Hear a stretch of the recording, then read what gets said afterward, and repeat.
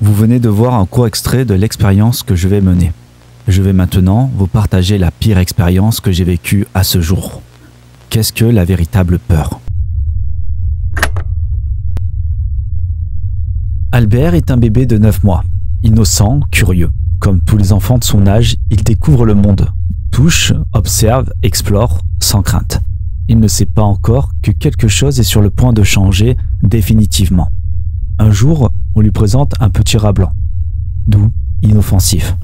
Albert tend la main, le touche du bout des doigts. Aucun signe de peur. Il rit même. Mais ce moment d'innocence ne va pas durer. Car soudain, un bruit assourdissant retentit. Un choc métallique, brutal. Albert sursaute. Ses petits yeux s'ouvrent en grand, son souffle s'accélère. Il pleure, il tremble, puis le silence revient. Mais le répit est de courte durée, car la scène va se répéter. À chaque fois qu'Albert pose les yeux sur le rat, le bruit revient. Encore, et encore, et encore.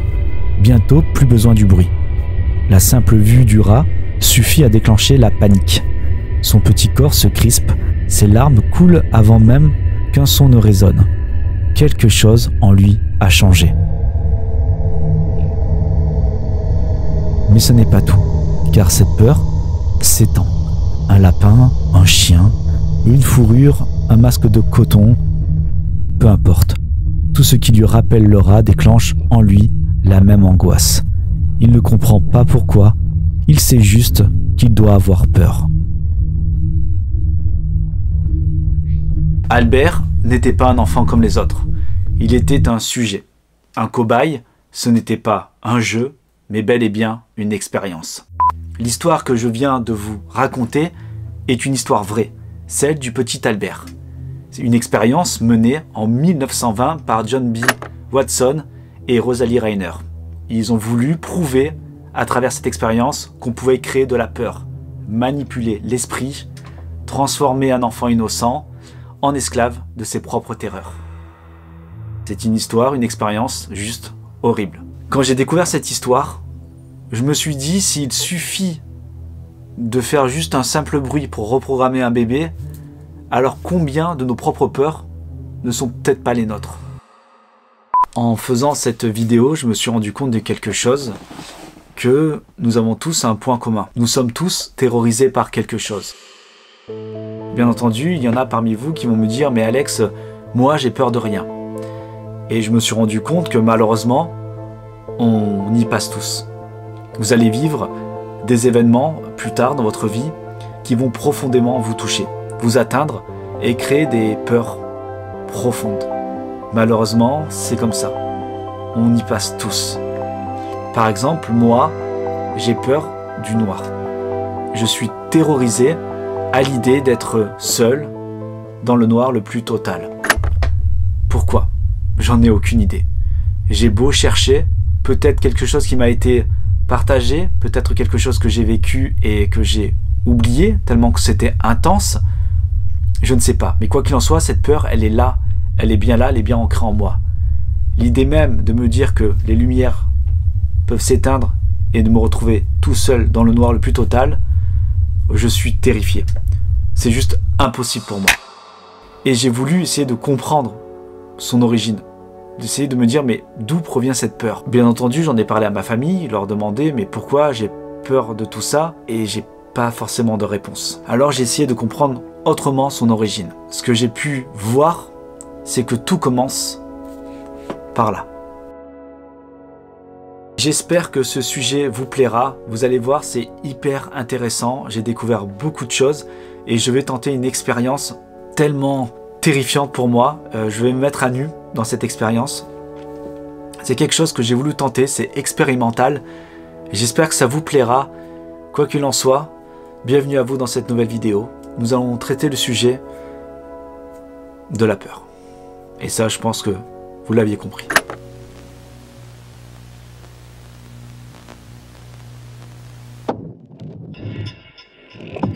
Prenons un exemple simple. Imaginez que vous vous faites mordre par un chien. Avant cet incident, les chiens n'étaient que pour vous une des animaux parmi d'autres. Mais après la morsure, votre cerveau établit une association chien égale danger. Résultat, même si tous les chiens ne mordent pas, vous pourriez ressentir de l'angoisse dès que vous en apercevez un. L'exemple que vous venez de voir a un nom. On appelle ça le conditionnement classique. C'est un événement marquant qui transforme quelque chose de banal en source d'angoisse. Et c'est là que ça devient vicieux. Quand tu as peur d'un truc, tu l'évites. Et dès que tu l'évites, tu ressens du soulagement. Ton cerveau comprend que l'évitement, c'est juste génial. Donc, à chaque fois que tu fuis ce qui te fait peur, ça renforce ta peur au lieu de la diminuer. Oui, je vous avais dit que c'est un peu tordu tout ça. C'est ce qu'on appelle le conditionnement opérationnel. Et attendez, ça devient encore un peu plus tordu que ça. Et là, tu te dis sûrement, bon, ok, j'ai compris, si je l'évite, ça empire. Donc, je devrais affronter mes peurs. C'est ça. Eh bien, pas toujours. Parce que des fois, ton cerveau a bien raison d'avoir peur. Je prends un exemple. Vous voyez une autoroute. Traverser l'autoroute alors qu'il y a des voitures qui passent, on est ok, on n'y a pas, c'est une très très mauvaise idée. Donc là, on suit notre raisonnement que autoroute, voiture égale danger. Donc là, tu te dis, j'ai bien fait d'écouter mon cerveau. C'est tout le paradoxe de notre système de peur. Il est conçu pour nous protéger, mais il nous piège parfois dans des craintes inutiles. C'est pourquoi des approches thérapeutiques comme l'exposition progressive sont essentielles. Elles nous apprennent à distinguer une menace réelle d'une simple fausse alerte. En 1947, c'est Maurer qui a développé cette théorie. Et elle avait pour but d'expliquer comment on apprend à avoir peur et pourquoi cette peur reste. En gros, Maurer nous montre que la peur, c'est comme un mauvais GPS. Parfois, il va bien te guider, et des fois, il va péter un plomb et tu vas faire 100 km de détour pour rien. C'est une véritable guerre psychologique. Et d'ailleurs, on va en parler de ce qui se passe là-dedans. Qui est-ce qui est responsable de tout ça? Qu'est-ce qui fait qu'aujourd'hui, on va réagir fortement à un bruit soudain, alors que c'est simplement le vent qui a fait tomber une branche? Qui est le responsable? L'amygdale est une petite zone de notre cerveau, en forme d'amande. Son travail est clair. Détecter les dangers et préparer notre corps à réagir rapidement. Dès qu'elle perçoit une menace, elle déclenche l'alarme. Et notre corps se met en mode fuite ou combat. C'est elle qui active cette réaction instinctive. Mais le problème, c'est que l'amygdale n'est pas toujours capable de faire la différence entre un vrai danger et une fausse alerte. Elle peut nous faire réagir avec une grande intensité alors qu'il n'y a aucun danger. C'est un peu comme une alarme qui se déclenche pour rien. Et c'est ça qui est très déroutant en fait. L'amygdale réagit en fonction de nos expériences passées. Si enfant, nous avons eu une mauvaise expérience avec un chien, l'amygdale associera tous les chiens à un danger, même si un chien est inoffensif. Ainsi, elle active notre peur, même quand ce n'est pas nécessaire. L'amygdale joue un rôle crucial dans notre survie. Mais elle peut aussi nous jouer des tours. Comprendre comment elle fonctionne, c'est comprendre notre peur, comme parfois elle peut être exagérée. En affrontant nos peurs et en montrant à notre cerveau qu'il n'y a pas toujours un danger. Et comme ça, nous pouvons reprendre le contrôle. Voilà, l'amygdale est responsable de ces réactions soudaines et parfois excessives. Mais avec un peu de compréhension, on peut apprendre à mieux gérer ces alertes.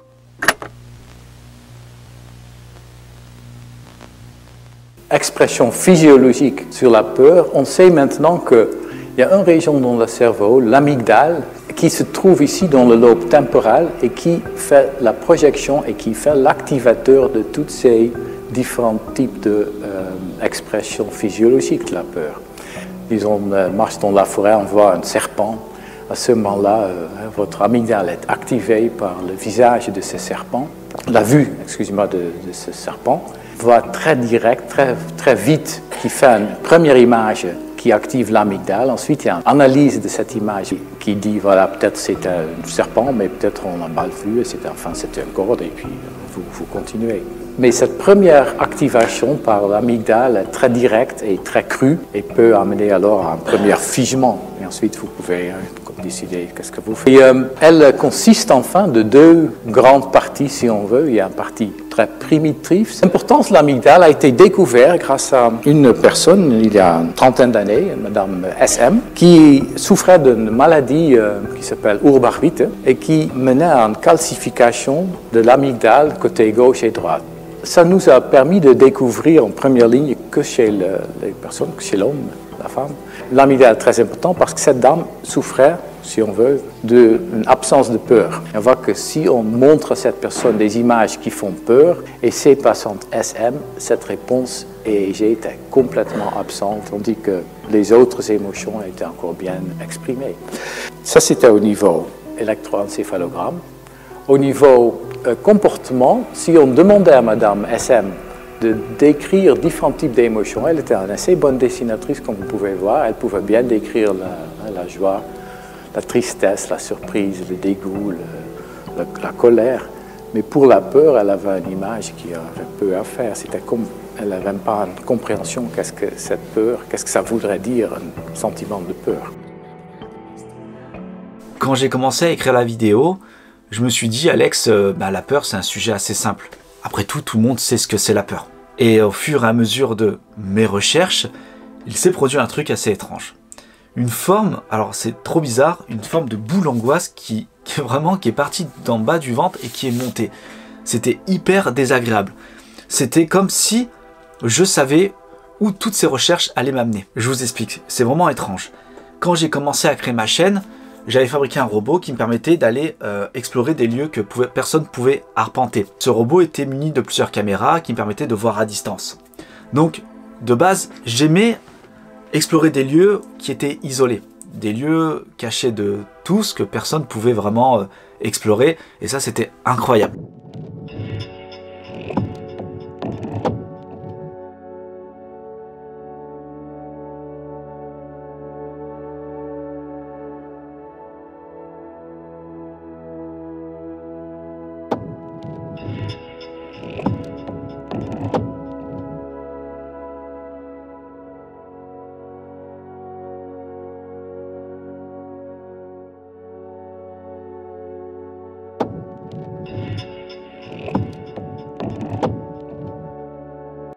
Ce n'est pas moi qui allais dans ces lieux, c'est le robot. Moi, je n'étais pas en danger. S'il se passait quoi que ce soit, c'est le robot qui prenait. Et au fur et à mesure, j'ai commencé à moi-même aller dans les lieux où j'envoyais ce robot.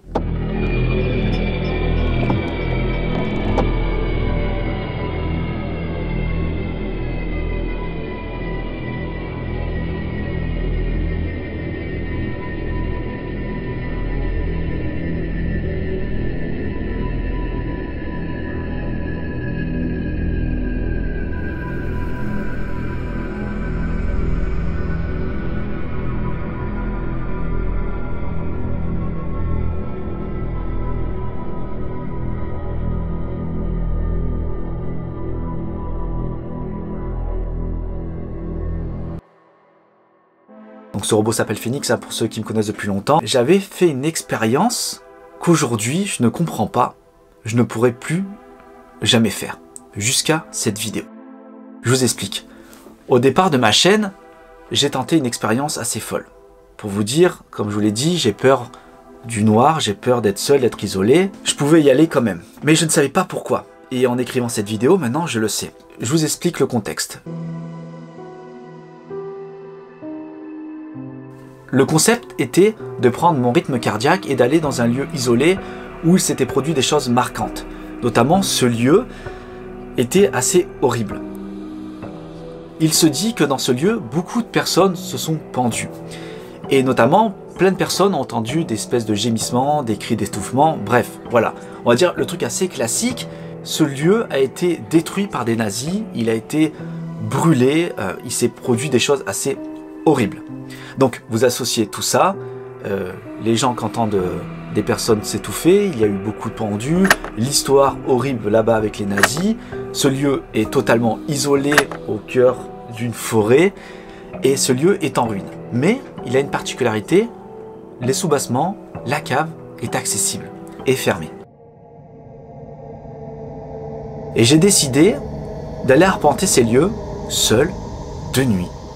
Ça veut dire que j'étais dans la capacité de me retrouver tout seul dans un lieu isolé, muni donc de mon oxymètre. C'est quelque chose, un appareil qui vous permet de prendre votre rythme cardiaque et l'oxygène que vous avez dans le sang. Je suis rentré dans ce lieu, je pensais vivre l'expérience la pire de ma vie. Et au final, il s'est produit ça.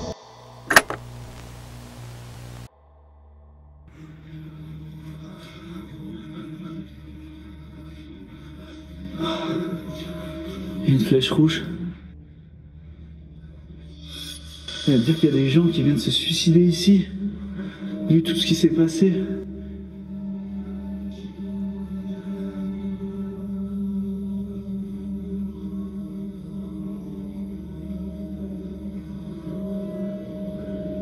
Je suis plutôt calme, 55. Comme ça se fait, je me suis...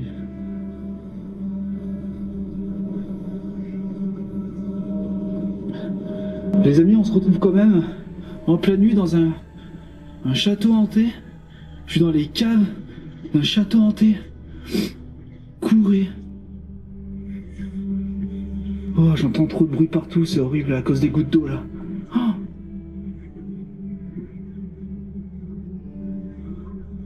Oh là là. Je suis à 55, je suis calme les amis. Oh ce sourd comme je suis serein de fou. Incroyable, je pensais pas du tout que j'allais en être capable. Une meurtrière. Ah l'atmosphère elle est... C'est trop tard. Qu'est-ce qui est trop tard? Oh putain, j'entends plein de bruit partout. Pardon, je dis trop de gros mots, je suis désolé, mais vous savez qu'on est stressé. On est quand même dans une forêt. Dans un château en plein milieu d'une forêt où il y a eu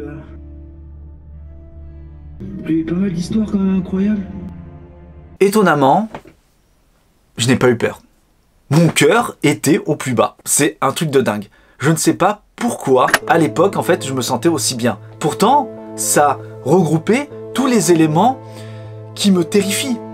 Être isolé, être dans un lieu où il s'est produit des choses horribles, et surtout, de nuit, et être seul.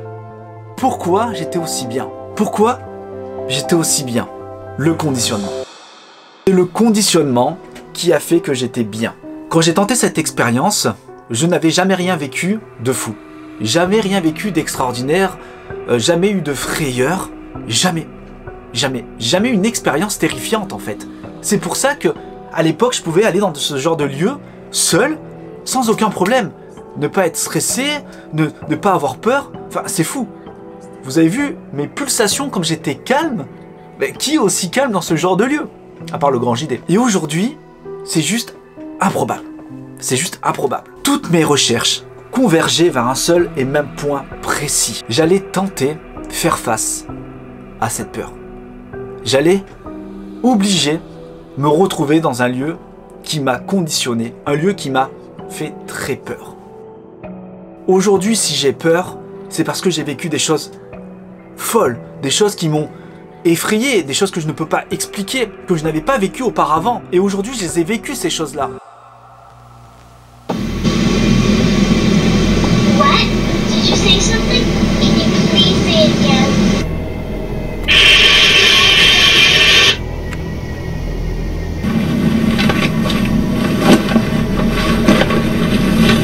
Quoi? Ça démarre fort. Oh non, arrête. Oh non. T'as de la lumière? T'as de la batterie? Ouais, t'as de la batterie pourtant. Pas longtemps, elle démarre plus la voiture. Oui, évidemment, on est encore sur place. Putain. Elle démarre plus du tout la voiture. Oh, j'en ai des frissons, ça fonctionne. Ça a sonné. Et ça l'a vu. Ça l'a pris. Et le K2, il déclenche plus du tout, hein, là-bas. C'est toi. Là, sur le cadran actuel, j'ai posé, enfin... Là, regarde. Ah ouais. Je vous remercie. Oh, t'as entendu, Valentin? Ouais. Il y a un truc qui a bougé là-bas. On n'a pas marché là-bas, hein? Non, on n'a pas bougé. On n'a pas marché là-bas, hein? Non, on n'a pas bougé là. Oh putain! Oh putain! Et c'est là où je me suis dit, comme je l'ai dit en départ, que j'ai eu une boule d'angoisse, cette espèce de sentiment étrange qui m'a envahi. En fait, c'était mon sixième sens. Et il a visé totalement juste. Je savais que toutes ces recherches convergeaient vers un seul et même point précis. J'allais retenter l'expérience. J'allais reprendre tous les points qui font qu'aujourd'hui, je vais être conditionné à avoir peur, à être face à mes peurs les plus profondes, me trouver isolé, seul, dans un lieu où il s'est passé énormément de choses. Les amis, je peux vous assurer que l'expérience, alors je ne sais pas si c'est thérapeutique ou pas, mais j'ai eu la frousse de ma vie. Vous allez voir cette expérience que je vais réaliser est vraiment, on va dire, inside. Elle est immersive. Je ne vais absolument prononcer aucun mot pendant cette expérience. Et j'ai fait des choses, je ne m'attendais pas du tout que ça allait se produire. On va vivre l'expérience ensemble. Je vais commenter exactement les sentiments, les pensées que j'avais pendant l'expérience.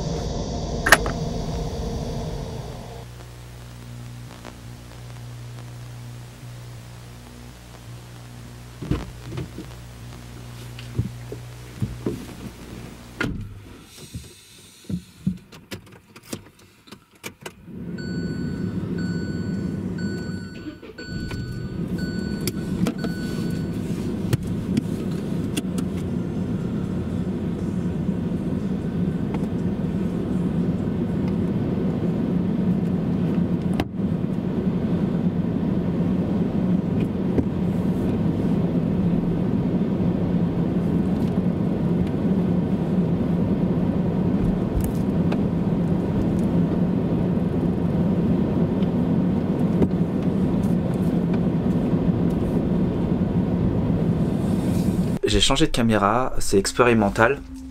J'essaie de créer une ambiance, une atmosphère à travers cette expérience. Déjà là je rentre dans la voiture et je peux vous assurer, il y a un sentiment assez étrange. Et j'ai déjà partagé ça avec d'autres youtubeurs. Souvent, avant d'aller tourner, on a une espèce de boule d'angoisse, on n'est pas très bien. Et une fois qu'on est sur place, ça va un peu mieux. Mais là, avant ça, il y a un sentiment qui nous envahit, en fait, quelque chose qui est pas agréable. On veut absolument en fait faire demi-tour, on aimerait plutôt rester chez soi, devant Netflix, être tranquille avec sa famille, mais on se doit d'aller tourner, c'est notre travail, on est obligé. Et là, je dois tenter une expérience qui est complètement terrifiante, je sais pas du tout à quoi m'attendre, et là je peux vous assurer que à ce moment-là, mes pensées, c'est qu'est-ce qui va se passer? Est-ce que je vais bien aller? Est-ce que je vais pouvoir réussir à le faire? J'espère de ne pas avoir de malaise, de rencontrer une mauvaise personne mal intentionnée. Voilà, il y a tout ce genre de choses qui se chamboulent dans ma tête. Et une fois arrivé en haut, bizarre, le calme plat et on pense pas à grand chose. C'est un peu comme un automatisme en fait.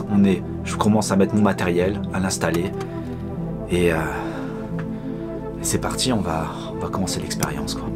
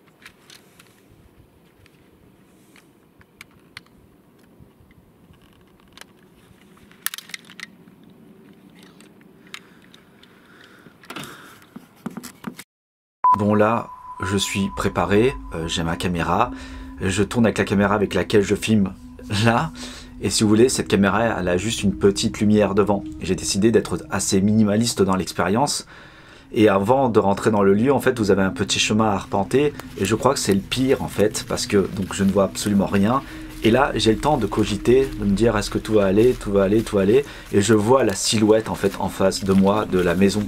La maison là où j'ai vécu les pires choses depuis que j'ai la chaîne YouTube. Et il va se produire un truc, en fait, vous allez le voir, et qui est pas du tout agréable. Et en fait, souvenez-vous de ce que je vous ai raconté en départ de vidéo, ce qui se passe dans mon cerveau, les amygdales, comment ils réagissent, qu'est-ce qui se produit dans mon corps à ce moment-là. C'est juste horrible.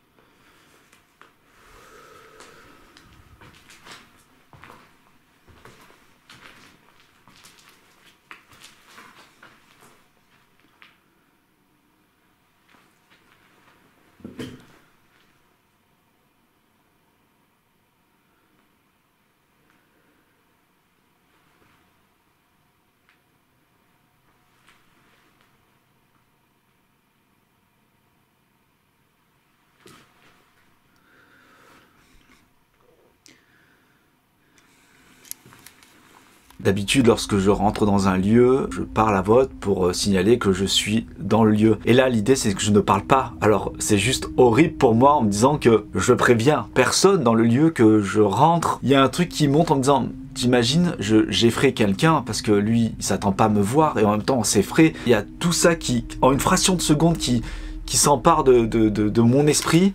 Et c'est pour ça que je suis dans un état, en fait, où je suis hyper attentif au moindre bruit. Parce que le fait est que je ne parle absolument pas, l'expérience déjà en soi est juste horrible, et je vous expliquerai pourquoi par la suite. Mais là, je vais commencer à arpenter les lieux, et je crois que c'est le pire moment, en fait, un des pires moments de cette expérience. De rentrer dans un lieu et de ne pas s'annoncer.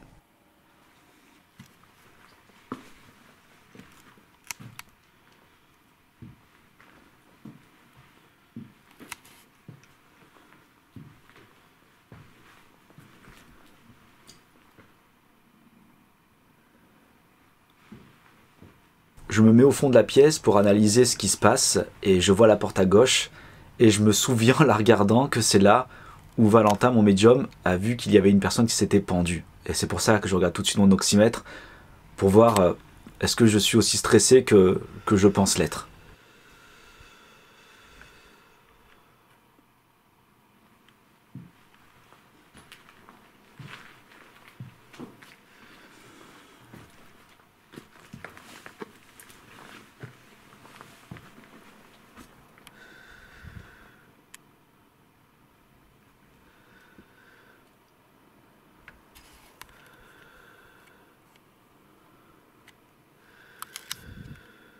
Je crois que les moments où j'ai le plus peur, c'est lorsque je rentre dans un lieu et que je découvre le lieu. Surtout que c'est là où Valentin a dit avoir vu un pendu. Et j'ai tellement peur de tomber nez à nez face à quelque chose en fait que je ne comprends pas forcément. Et là, je me rends compte que je vois pas forcément très bien. Et du coup, ça fait une forme de pareidolie. Et c'est pour ça que je zoome, parce que j'ai cru voir quelque chose. Et là, mon imagination, elle joue tellement. Et c'est absolument pas confortable.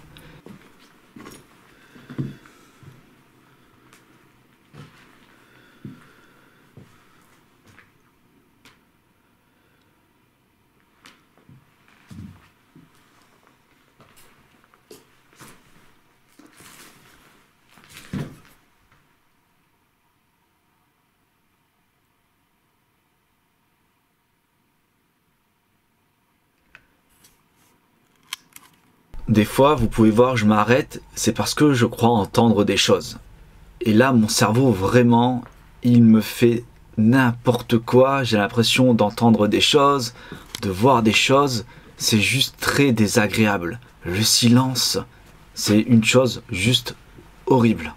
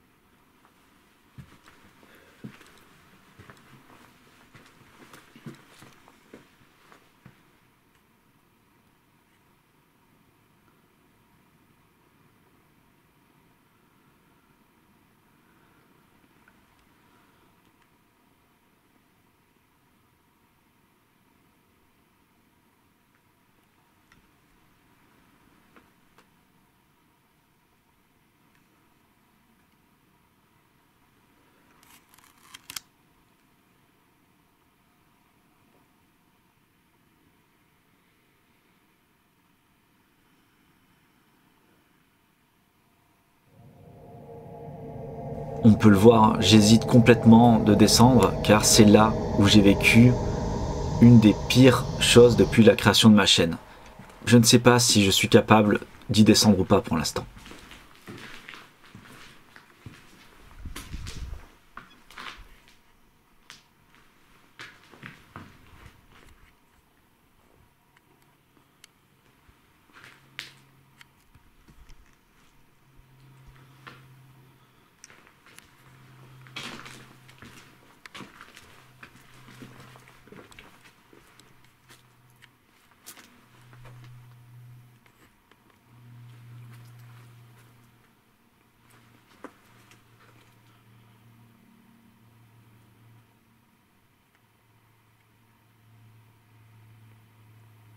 Si je me suis mis là, c'est pour avoir une vue d'ensemble. Parce que, étrangement, depuis que je suis rentré dans la pièce du fond, j'ai l'impression qu'il y a quelqu'un qui m'observe. J'ai vraiment l'impression d'avoir quelque chose qui me suit en permanence. Vous allez voir, j'étais pas loin de la réalité.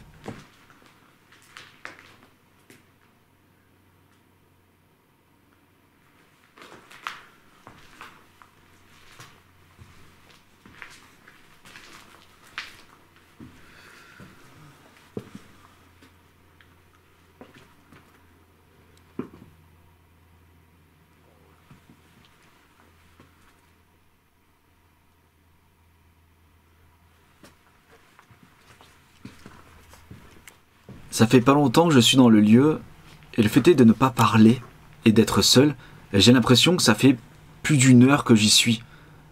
C'est trop bizarre. Et là, vous allez voir, je vais regarder quelque chose parce que le sentiment que quelqu'un m'observe est de plus en plus présent. J'ai vraiment l'impression qu'il y a quelqu'un qui est là près de moi. Alors est-ce encore une fois mon cerveau qui me joue des tours, ou est-ce une réalité ?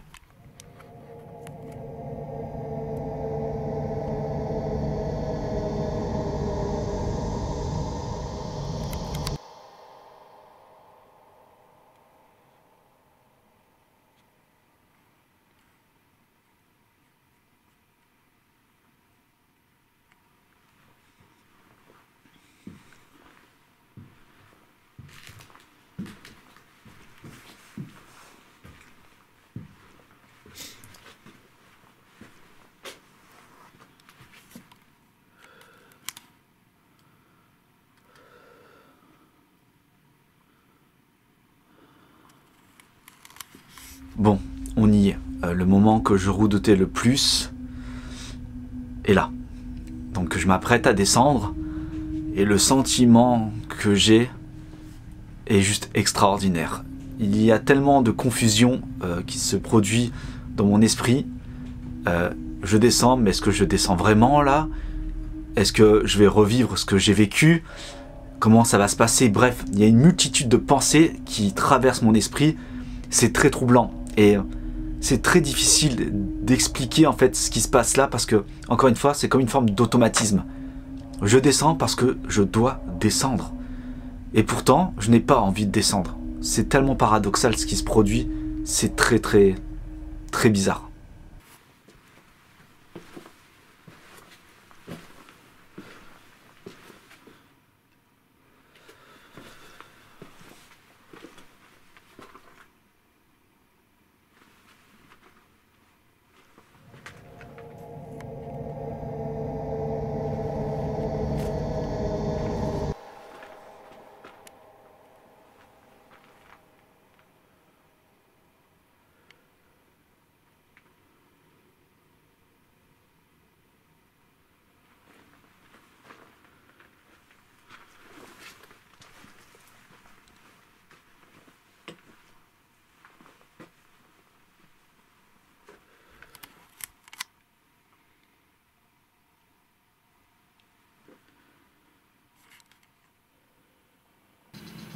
Oh putain! Oh putain!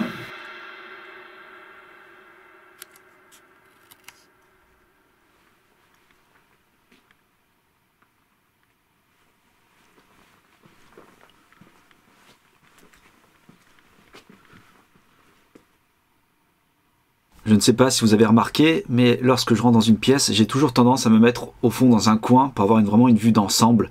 Je sais pas, ça me met à l'aise et je me sens plus en sécurité de voir tout ce qui se passe. Alors qu'au final, je suis bloqué dans un coin s'il y a quoi que ce soit. Mais je sais pas, ça me réconforte. Surtout, encore une fois, c'est l'endroit où il s'est produit cette manifestation. Le truc, c'est que j'arrête pas d'y penser. Ça tourne en boucle dans ma tête. C'est très perturbant.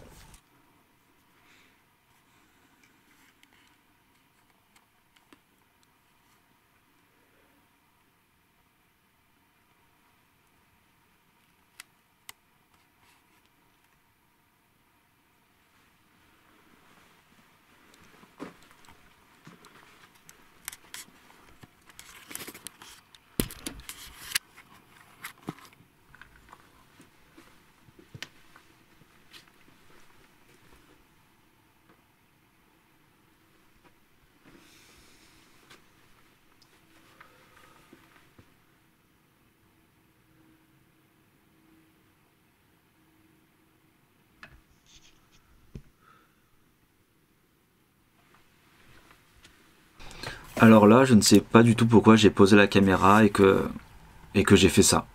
J'en ai aucune idée. J'en ai même plus le souvenir d'ailleurs.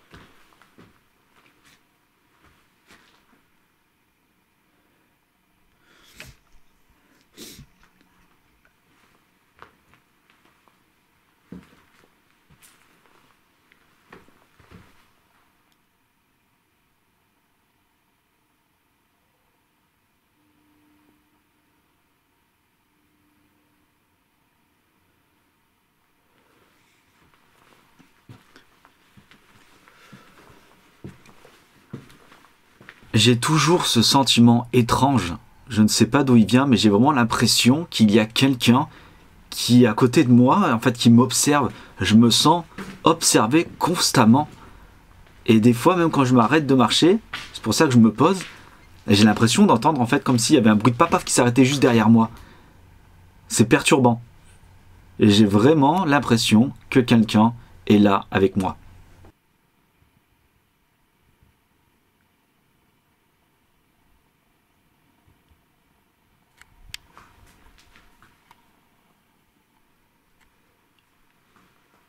Je vais vous montrer exactement ce qui se passe là dans ma tête, ce que j'imagine qui peut arriver, pour vous dire comment je suis tordu. Alors je sais pas si ça vous arrive, je vais vous montrer ce qui se passe à ce moment-là dans ma tête, ce que j'imagine, ce qui peut arriver. Alors que je sais que c'est juste impossible, mais le fait est que j'ai été conditionné par rapport à des films que j'ai pu voir, eh ben j'imagine qu'il va se produire ça.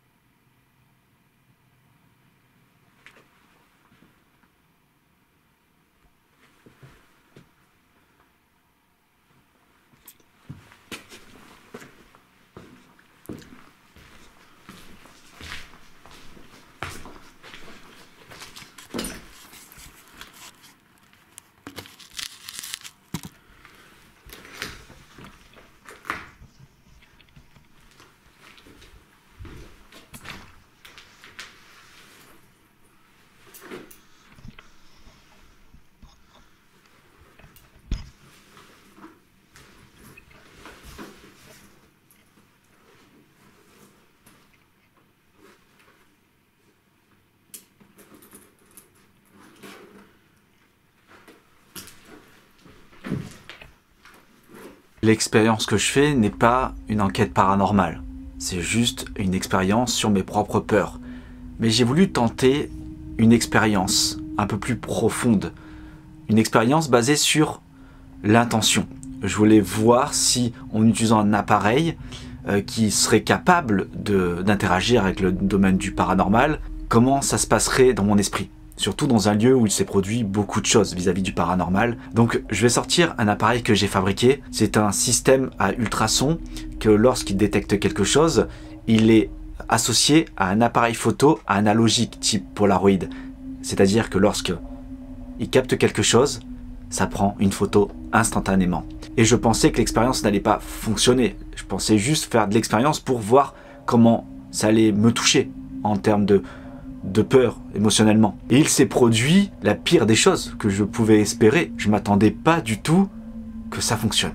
Et vous allez voir après l'expérience, j'ai quand même contacté un médium. Depuis le départ, je vous dis avoir l'impression qu'il y a quelqu'un qui me suit. Bref, vous allez voir, ça m'a mis très mal. Très très mal.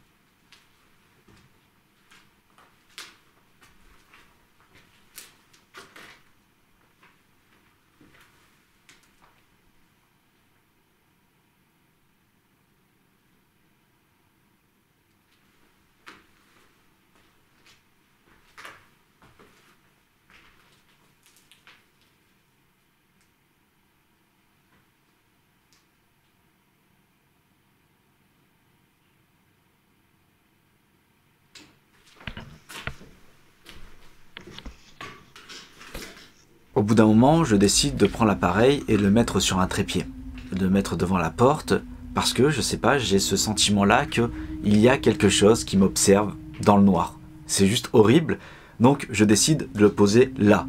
Et je m'attendais absolument pas à ce qui allait arriver en fait. Absolument pas.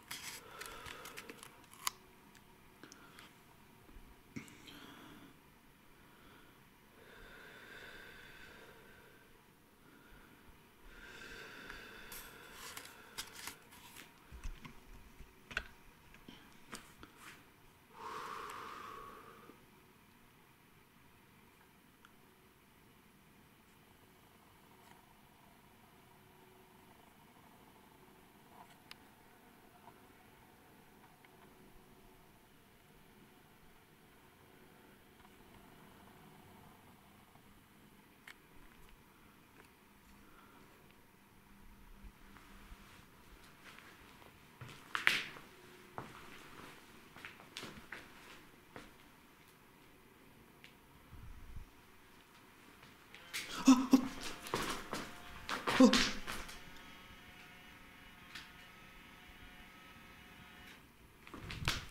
Oh non, il n'y a plus de photos.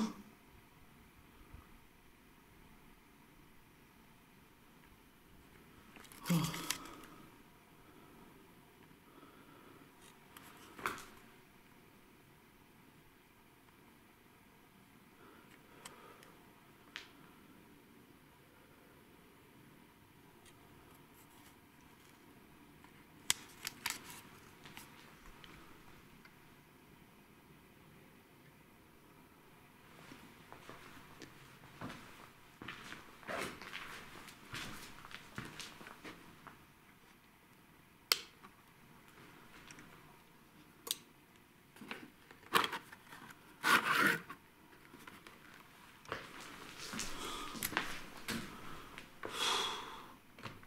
Alors oui, j'ai rompu l'idée de ne pas parler pendant cette expérience, mais je m'attendais absolument pas à ça. Et le pire, j'ai vraiment la haine, comme un abruti, j'ai encore oublié de mettre des photos dans l'appareil photo. Ouais, ça c'est tout moi, c'est insupportable. Et je sais pas, j'avais eu comme un pressentiment juste avant de quitter la maison, mais vraiment au dernier moment, j'ai pris une cartouche de photos avec moi. Donc je décide de changer la cartouche et de me dire peut-être que ça va se reproduire. Et voici ce qui s'est passé. Imaginez dans l'état que je suis. C'est juste horrible. C'est horrible. Je vais d'ailleurs rapidement faire quelque chose et vous allez comprendre.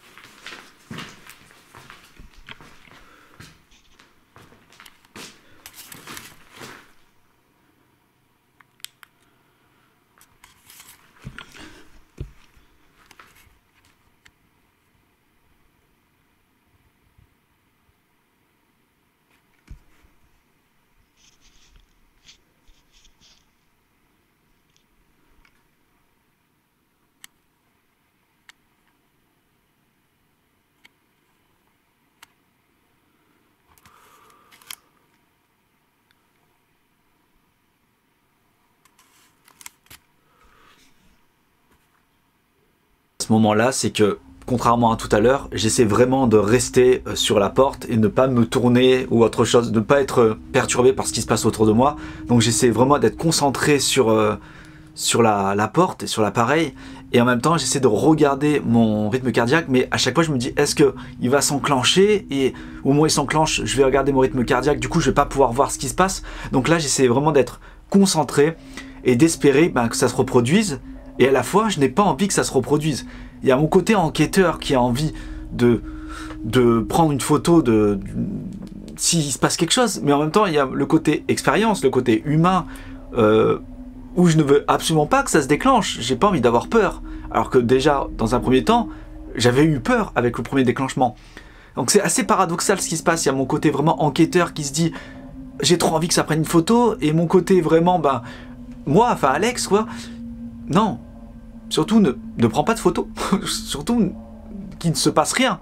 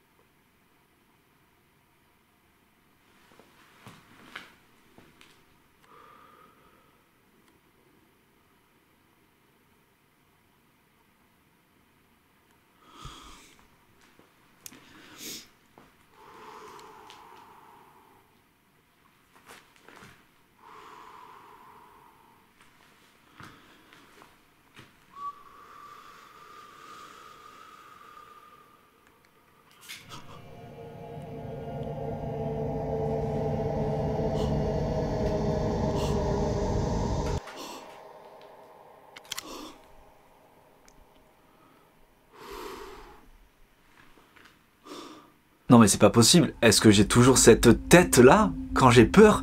Non mais la tête je sais pas ce que c'est. Elle est horrible cette tête-là. J'étais tellement perturbé dans le... Qu'est-ce que c'est que ça en fait? Quand j'ai découvert les images, j'ai fait... Quoi? J'ai tellement eu peur.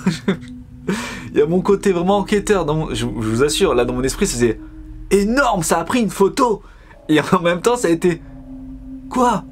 Ça a pris une photo? C'était tellement... Enfin, c'est tellement perturbant et déroutant.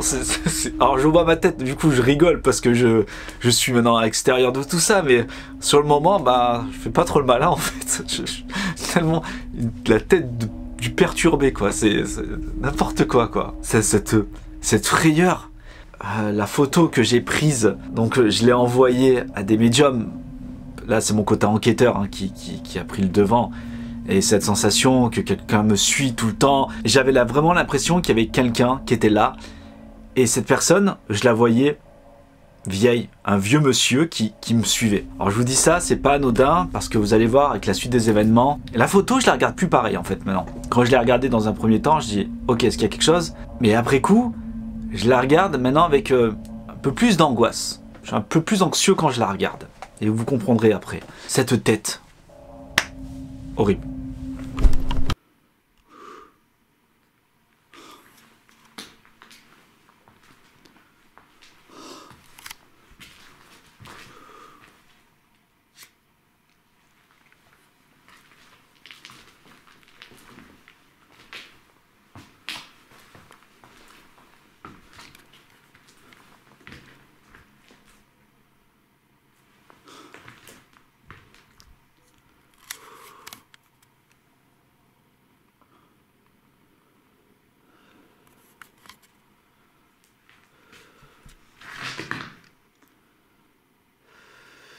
Je me demande ce qu'il va avoir sur la photo, donc je la prends et je la vois qu'elle est toujours blanche. Et je me dis, est-ce que j'ai bien ouvert le capot de l'objectif de l'appareil photo?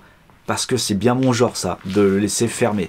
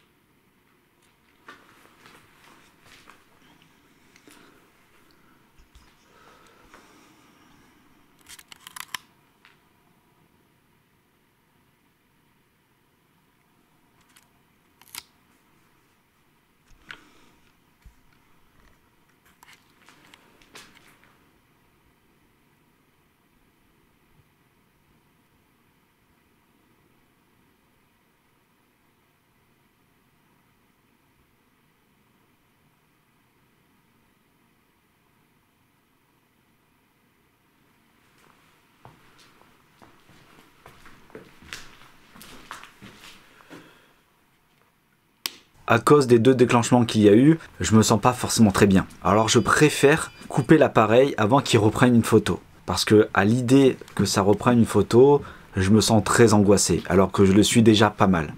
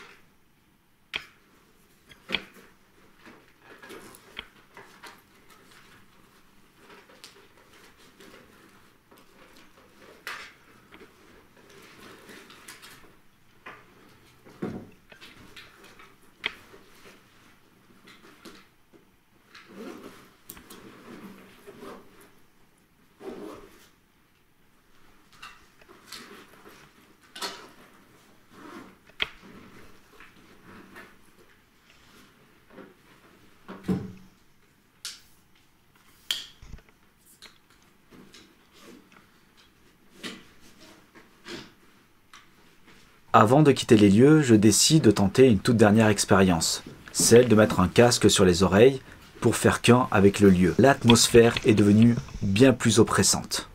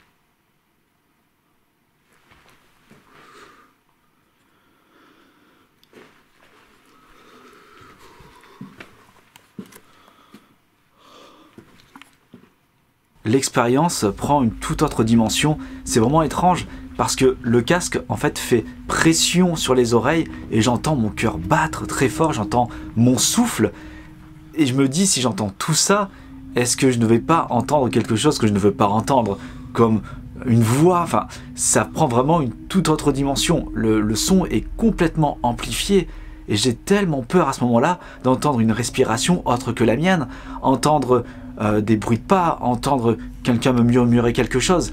C'est horrible, on est vraiment pris dans quelque chose qui est très étrange. On est à la fois emprisonné dans une espèce de bulle, dans un cocon, mais à la fois on est vulnérable. Chaque événement, chaque chose qui pourrait se produire, eh ben on peut le ressentir. C'est vraiment encore troublant cette sensation.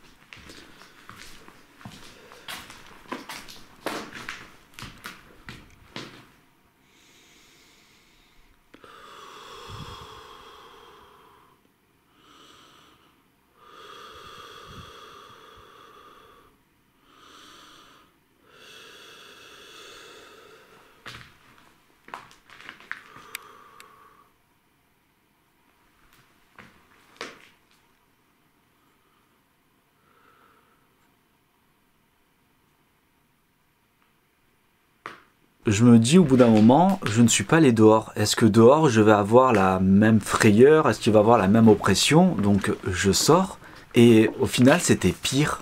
Pourquoi? Parce que l'idée que je ne sois pas dans la maison, je pouvais imaginer encore plus de choses en me disant est-ce qu'il y a quelque chose qui est présent pendant que moi je suis dehors? Encore une fois, c'est très déroutant. Alors, est-ce que je commence à délirer parce que ça fait un moment que je suis en train de faire l'expérience? J'ai mon rythme cardiaque qui est en moyenne à 107 de pulsations par minute. Je ne sais pas trop ce qui se passe là, mais je commence à me sentir très fatigué. Et je me dis qu'il faut que j'arrête bientôt l'expérience parce que je ne pourrais pas continuer. C'est trop éprouvant.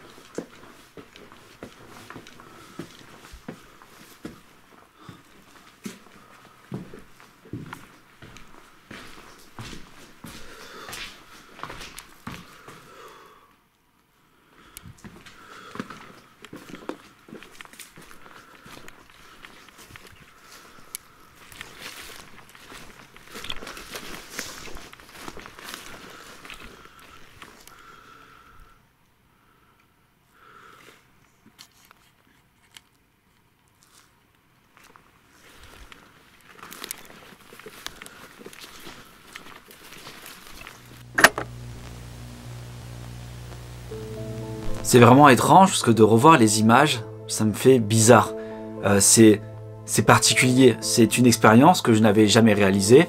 Le fait est de ne pas parler dans un lieu, c'était plus anxiogène encore. Parce que comme je vous le dis assez souvent, lorsque j'ai la caméra avec moi, que je vous parle, j'ai l'impression de parler à des milliers de personnes. J'ai l'impression que vous êtes avec moi. Et là, le fait est de ne pas parler, c'était horrible, très désagréable. Alors je ne sais pas du tout si c'était pour vous immersif. L'idée générale de cette expérience, c'était vraiment de faire qu'un avec le lieu, que je ne réagisse pas forcément avec ma voix, et plus en fait avec ce qui se produit dans le lieu, avec l'atmosphère, juste l'atmosphère du lieu. Avant de réaliser cette expérience, je m'étais posé beaucoup de questions. Est-ce que je serais encore capable aujourd'hui de pouvoir déambuler seul dans un lieu pour une enquête paranormale? C'est quand même mon métier aujourd'hui. Est-ce que j'en serais capable ou j'aurais besoin toujours de quelqu'un? Au vu en fait du conditionnement que j'ai eu par le passé, est-ce que je serais capable de pouvoir le faire? Et je vous avoue, le fait est de voir ces images, je suis plutôt fier de moi. Bien entendu, j'ai eu très peur, bien entendu que je faisais pas le malin du tout, mais je suis allé tout seul dans ce lieu. Et c'était vraiment, vraiment perturbant. Vraiment perturbant. Le fait est encore une fois de ne pas parler, c'est ça je crois le pire en fait. Parce qu'on se sent tellement seul, isolé, c'était très étrange, c'était pas agréable. Donc j'espère que pour vous ça a été assez immersif. Encore une fois, je ne savais pas du tout comment présenter cette expérience, c'est la première fois que je le faisais. Je ne savais pas si je devais mettre des voix off derrière, je ne savais pas si je devais mettre de la musique, j'en avais aucune idée en fait. Alors j'espère que ça vous a plu, j'espère que ça vous a intéressé cette expérience, que vous n'avez pas trouvé ça trop long, trop pénible, peut-être inintéressant. Et en tout cas pour moi ça m'a apporté beaucoup. Et ça allait vraiment avec l'élan des études qui ont été portées sur la peur, le conditionnement. Je crois que c'est le mot-clé en fait de tout ça, le conditionnement. Comme vous l'avez pu le voir, avant d'être conditionné et d'avoir vécu des choses juste, on va dire, incroyables, mais pas dans le bon sens, j'y allais tranquillement, j'avais aucun problème. D'avoir vécu toutes ces choses donc par le passé, j'étais relativement stressé à chaque fois à l'idée d'aller tourner, d'aller faire une enquête. Et vraiment, ça a été un moyen pour moi de combattre pas mal de choses en fait, de réfléchir et de raisonner. Bien entendu, ça n'a pas enlevé ce sentiment que j'ai eu tout le long de la vidéo. J'ai senti comme quelqu'un qui me suivait. J'ai senti vraiment une personne âgée, je pourrais pas vous expliquer pourquoi, mais c'était une personne âgée qui était présente tout le long de cette vidéo. Et tout le long de la vidéo, je vous disais que je me suis pas trompé sur le fait qu'il y ait eu quelqu'un. Comme vous avez pu le voir, l'appareil s'est déclenché à 2 reprises. Et il s'est produit quelque chose d'assez étrange que vous n'avez pas remarqué parce que vous n'êtes pas le concepteur de l'appareil. Mais moi, j'ai tout à fait remarqué ce qui s'est produit. Et ça m'a laissé un peu perplexe par rapport à cette expérience. Vous allez comprendre, je vais tout vous expliquer. On va mettre l'expérience de côté et vous allez comprendre, ça va rejoindre avec le côté paranormal.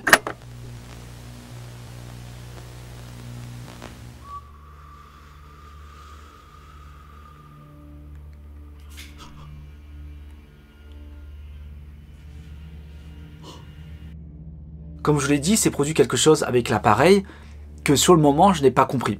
Mais il y a peut-être que moi qui l'ai vu. Si vous voulez, l'appareil ne s'est pas déclenché. Alors, je m'explique.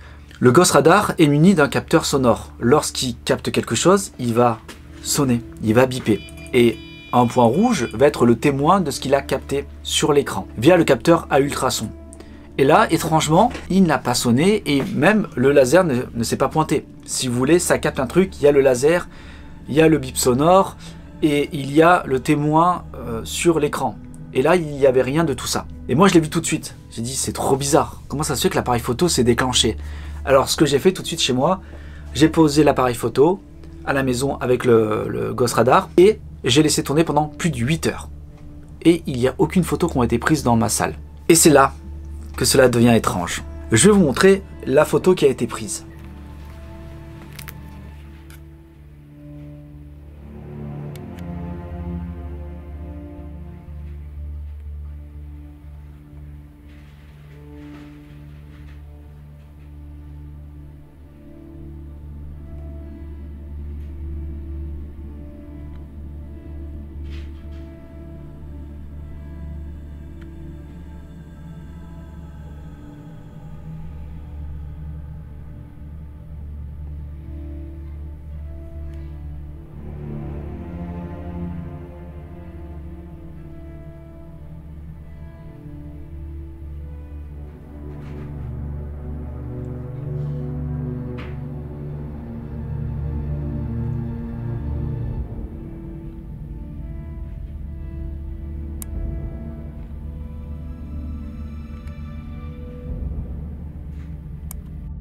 Cette même photo, je l'ai envoyée à plusieurs médiums pour essayer de comprendre, de voir si eux ils voyaient quelque chose. Et là, j'ai demandé aux médiums quelque chose d'assez spécifique. Je leur ai demandé, est-ce que vous pouvez voir ce qu'il y a, mais dans l'instant présent? Alors, je leur ai pas expliqué le cadre de cette photo, je leur ai demandé juste dites-moi qu'est-ce qu'il y a devant, s'il vous plaît. Et c'est là que cela devient intéressant. Voici ce que Valentin, un des médiums, a vu sur cette photo. Oh mon Alex, j'espère que tu vas bien. Je te fais un petit retour du coup sur la photo que tu m'as envoyée.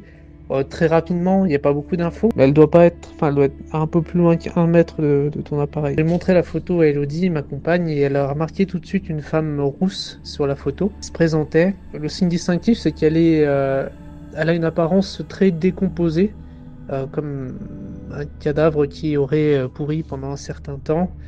Et elle a un corset comme on peut trouver au début du siècle ou fin 19e, à peu près 40 ans, on lui donnerait. Elle est vraisemblablement, alors je pense que de ce que j'ai vu, elle a été sans doute tuée d'une façon tragique. Je l'ai vue en fait comme si quelqu'un la prenait par les chevilles, donc par les pieds, et la montait, la faisait tomber dans le puits, dans un puits. Que ça arrivait sur les lieux, je pense. Sachant que dans les lieux il y avait un puits, donc c'est bien probable qu'elle ait été poussée dans le puits pour faire passer ça pour un accident. En tout cas, c'est une femme qui était vraisemblablement très gentille, mais peut-être pas aimée par sa différence. En tout cas, c'est le sentiment qu'on a eu avec Elodie, en tout cas. Voici ce que Andranos, un médium aussi, a vu sur cette photo. Ouais, salut Alex, je reviens vers toi pour la photo que tu m'as envoyée, donc pour mon ressenti. Alors, comme tu m'as rien dit, je vais te dire voilà ce que j'ai capté en tout cas, puisque je connais pas du tout le lieu, je sais pas du tout dans quel contexte tu étais. Ce que je ressens sur cette photo, en fait, t'es face à comment on pourrait dire, à une porte. C'est-à-dire qu'en fait, moi, je pars toujours du principe que les portes en fait sont des portails que l'on peut ouvrir selon ce qu'on va pratiquer, que ce soit au niveau paranormal, ésotérique, etc. Il peut même y avoir des fois des entreportes où le portail est déjà, on va dire, plus ou moins ouvert selon les énergies qu'il peut y avoir sur le lieu. Et là, ce que je ressens, c'est que tu as un portail au niveau de cette porte qui permet justement certains passages d'esprit ou entité.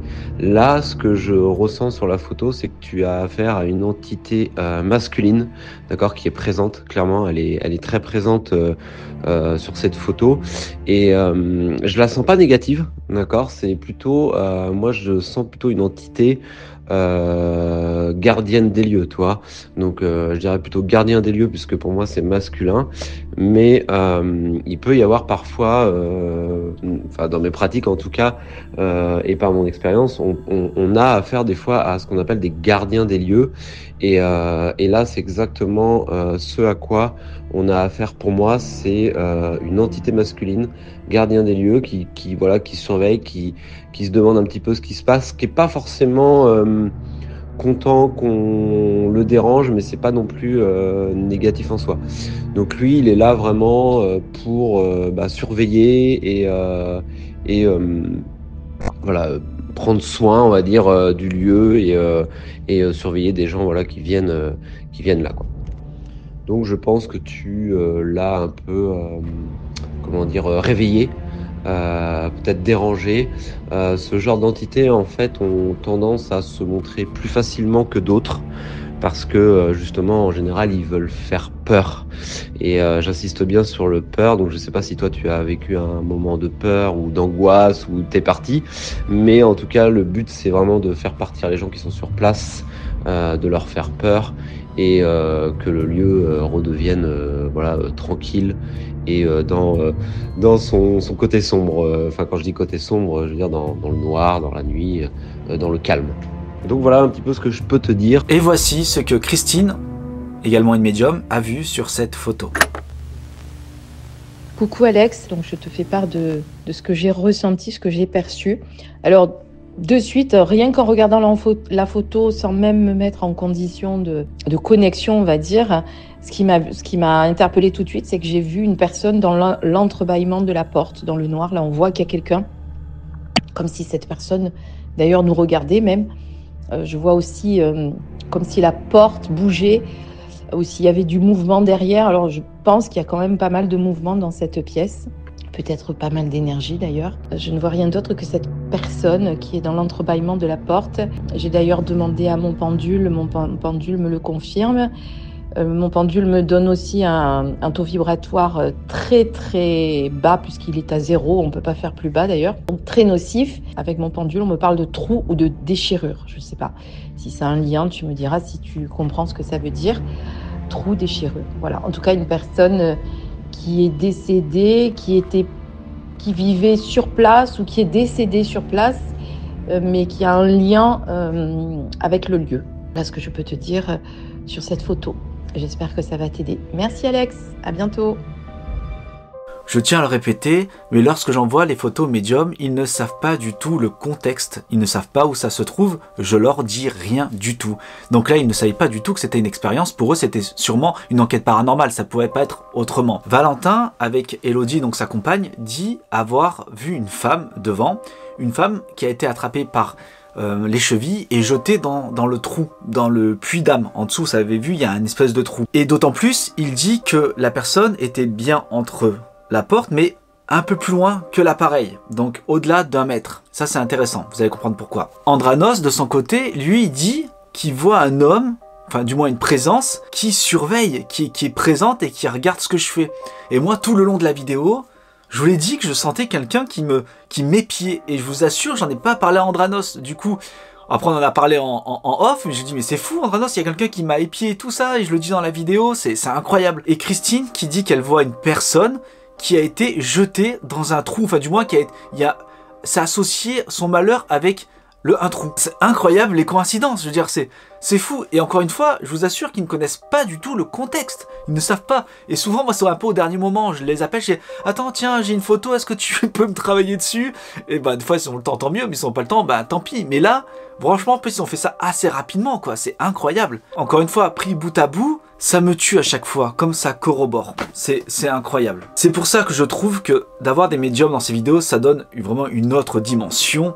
Moi, je vois juste une simple photo, eux, ils ne savent pas ce qu'il y a autour de cette photo, moi je le sais, et ils arrivent quand même à trouver des choses qui corroborent avec ce que j'ai pu vivre.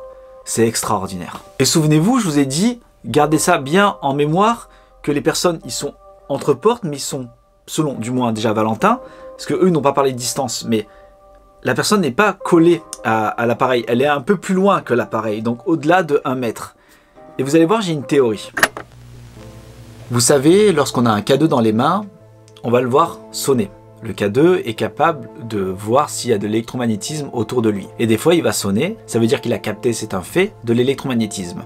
Et ensuite, plus rien. Je me suis dit, selon Valentin, la personne n'est pas collée à l'appareil, elle est plus loin. Donc, incapable que le capteur ultrason la capte, parce que ça capte à 1 mètre maximum. Et ça, c'est voulu. J'ai fait en sorte qu'il capte seulement à 1 mètre de distance. Si vous voulez, comment il fonctionne le Ghost Radar avec l'appareil photo? C'est tout simple. Tout simplement, dans un appareil photo, vous avez un petit bouton pour l'enclencher. Eh bien moi, j'ai détourné ce petit bouton. Ce petit bouton, je l'ai relié à un petit relais. Un relais, c'est quoi? C'est une bobine de cuivre tout simplement avec 2 petits aimants.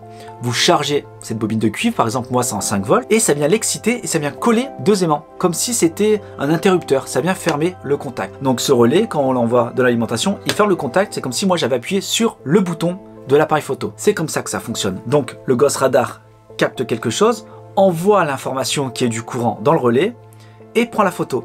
C'est tout simple, c'est très mécanique en fait. Et là, ma théorie, c'est que l'énergie qui était présente, alors peu importe, entité ou pas entité, mais l'énergie qui était présente a peut-être fait coller ce relais et pris la photo. C'est une théorie que j'ai, parce que c'est étrange que mon appareil ne s'est pas enclenché, alors qu'il est obligé de s'enclencher à 1 mètre. Et c'est pas normal en fait que ça s'est pas enclenché, mais que la photo a été prise. Vraiment parce que c'est très mécanique comme je viens de vous l'expliquer. Donc ma théorie c'est une énergie potentielle est venue sur le relais et a collé la bobine. En fait c'est 5 volts mais ça peut être que 3 volts. Ça peut coller, il suffit vraiment de très peu de tension. À la manière d'un K2, est-ce que cela n'aurait pas pu fonctionner pareil? Est-ce qu'il n'y a pas une énergie présente qui est venue et du coup coller ce contact? C'est une des théories que j'ai. Comme vous avez pu le voir, honnêtement, je ne savais pas du tout où j'allais aller avec cette vidéo. J'en avais aucune idée. Quand j'ai traité le sujet de la peur, je me suis dit, ok, c'est un sujet qui m'intéresse, mais est-ce que ce sujet va intéresser tout le monde? Et au fur et à mesure donc de mes recherches, comme je vous l'ai dit, ça a amené à cette expérience. Alors j'espère vraiment que vous avez apprécié cette vidéo. Encore une fois, c'est des heures et des heures et des heures de recherche. J'espère ne pas avoir dit de bêtises. De toute façon, n'hésitez pas à me mettre dans les commentaires si vous voyez que je me trompe sur certaines choses et tout, ou vous connaissez peut-être un peu plus le sujet. Peut-être que vous êtes thérapeute, que vous êtes neurochirurgien, que vous travaillez là-dedans. Franchement, ça serait juste incroyable de pouvoir m'aiguiller un peu plus sur le sujet. Même me contacter sur mon Instagram, ça serait juste incroyable. Parce que ce sujet n'est pas fini en fait. J'ai envie vraiment de travailler dessus, sur le cerveau, comment on appréhende les choses. Tout ça, franchement, ça m'a hyper intéressé. J'en ai appris beaucoup, mais je pense pas assez encore. Donc voilà, j'ai vraiment essayé de tenter quelque chose dans cette vidéo. N'hésitez pas de me le mettre dans les commentaires si c'est quelque chose qui vous a plu. Vraiment, j'aimerais vraiment réitérer l'expérience. Et pour ceux qui sont restés jusque là, mettez-moi cerveau dans les commentaires. N'oubliez pas de vous abonner, de liker, de partager. Je le rappelle, encore une fois, si vous voulez mon matériel, n'hésitez pas à me relancer, à m'envoyer un mail, ou j'ai même ma boutique Etsy, mais je veux changer encore, vous allez voir. Le matériel va arriver, les Ghost Radar, des appareils photo, des pods que je vais fabriquer. Il va y avoir beaucoup de choses qui vont arriver, des t-shirts aussi, des bracelets que j'aurais fait moi, vous comprendrez, à l'effigie de quelqu'un que vous connaissez, une mascotte de la chaîne. Je ne dirais pas que c'est Boubedi. J'ai un Facebook, Instagram, n'oubliez pas de vous abonner, nous sommes toujours de plus en plus sur la chaîne. Je vous remercie énormément. Il y a un petit truc que j'ai remarqué, c'est que il y a beaucoup de personnes qui sont non abonnées, qui regardent les vidéos. S'il vous plaît, ça coûte rien et ça aide grandement. Voilà, bref, la propagande de YouTube, désolé, prenez soin de vous et je vous dis à très bientôt pour un nouveau format. Salut!